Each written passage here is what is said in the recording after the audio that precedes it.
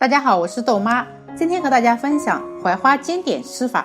这是上次保存的槐花，关于如何保存槐花，请看4月16号发布的视频。槐花从冰箱取出，倒出来自然解冻，完全解冻后放淡盐水中浸泡10分钟，多清洗2遍。摊开控水，把控好水的槐花倒入盆中，放2勺食用油拌匀，接着放半勺盐拌匀，多次少量放入面粉，搅拌至每一粒槐花都均匀裹上面粉即可。